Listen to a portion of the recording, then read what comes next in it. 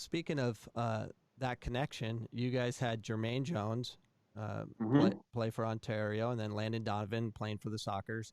Uh, so you being involved in that heavily, what was the experience like to have Landon Donovan and Jermaine Jones participating in You the know, league? it was awesome. I mean, Donovan was the first in a sense, and he really put us on the map. I mean, the press conference was attended by so many media attention that we haven't gotten in a lot of years. Um, Sports Illustrated, ESPN, Fox Soccer, Fox Sports, Rob Stone, Lawless, all those guys were talking about it. Taylor Twellman and generally those are the voices of American soccer, right? I mean, they've got all their podcasts, they've got all their stories, all their different things that they're doing.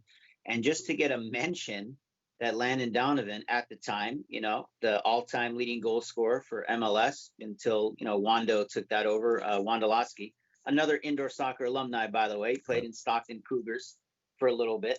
He's your all-time leading goal scorer in MLS. But for Donovan to come over and make the transition into the MASL.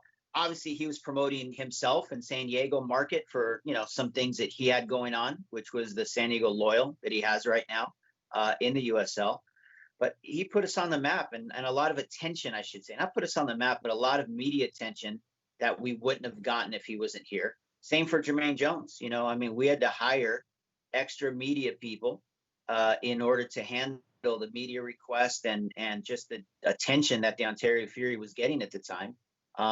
It was a pretty intense and pretty awesome experience that I'll never forget. It's one of the highlights, bringing a big time international player that played in the Bundesliga and did so many great things, played for our national team, scored an unbelievable goal in the World Cup for our national team. And then to have him wearing our colors and playing indoor soccer, the thing that I'm so passionate about, was pretty awesome. And then seeing those two play against each other in front of a nearly sold out crowd and the atmosphere, and it was just, man, it was like someone pinched me. So hopefully we can replicate that. And there's other, not just MLS players, but there's other guys out there that have made the transition from indoor to outdoor and vice versa, that I think, that connection can be really strong. Omid Namazi, the assistant coach for Houston Dynamo. He played for years and years and years in our league. He was a coach. He was an all-star player. You've got Preki that obviously started indoors and went outdoors and continued on and played for our national team and is still involved in the game as an assistant coach. Brian Schmetzer, how many titles the Seattle Sounders won and different stuff. Head coach for the Sounders, whether people realize it or not, played for many, many years for indoor soccer. So we've got a lot of ties to the game and a lot of connections already. I think it's just the start of a lot more to come. And it was exciting to see Donovan and Jermaine. And remember, Lamar Neagle from Seattle made the transition to Tacoma Stars. And we had Kevin Ellis that played for the Sporting KC that also played for Kansas City Comets. So I think more's coming in the next few years, which is pretty exciting. And the one thing I would say about Landon Donovan, I watched some highlight clips of him playing. He looked like he was a kid. Like when goals were scored, he was celebrating. Like, I mean, to see him behave that way, like it was so cool for him, really Yep. helped. And he was No, and sincere.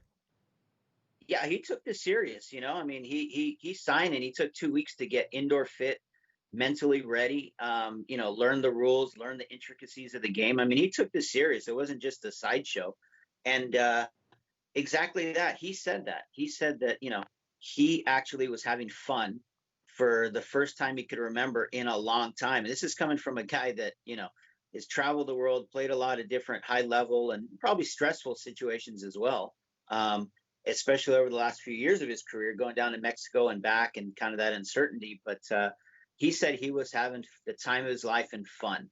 And that goes back to it again. He remembered, as a kid playing down here. Ironically, he played here in our area in Ontario at our training facility. That's where he grew up kicking the ball around, and he remembers those times. So he had a lot of fun. Jermaine had a lot of fun. He said the same thing. This is, I can't believe I didn't play this 10 years ago. I love this stuff. This is a lot of fun. So both those guys were great. They were great ambassadors, and hopefully continue on being ambassadors for not just our U.S. soccer in general, but indoor soccer. Both of them have played for me with the national team now. Jermaine actually went to the mini football World Cup with us in Australia last summer. So, yeah, if we get more guys like that to buy in and tell the story of indoor soccer, much more powerful and much more impactful than Bernie and David on a podcast. You know what I mean? Those guys really bring attention to the game, but we're part of it and you're part of it as well, the history of it.